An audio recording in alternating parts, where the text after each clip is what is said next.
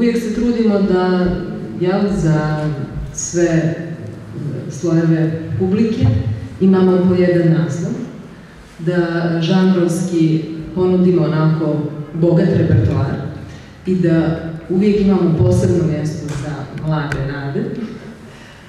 Imamo i saradnju sa dugogodišnjom sa Fakultetom dramskih umjetnosti, sa Cetinja, tako da je u ovom slučaju to bio Damjan. Što se tiče gledanja predstave, ja nisam ispratila cijeli proces rada, jer sam poslije toga došla, u stvari na mjesto umjetničke direktorice, ali sam sa radošću prigrlila ovu predstavu, jer sam prepoznala sasvim autentičan rukopis,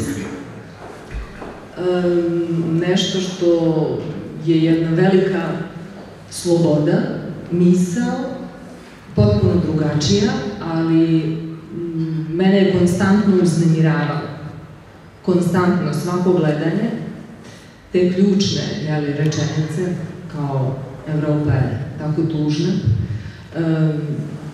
te njihove sobe, koja su svakog puta bile sve sa manje vazduha, sa više tog ritma koji gubite dah. Gubite dah i onda doživljavate njihove lične sudbine, a i našu kolektivnu sudbinu.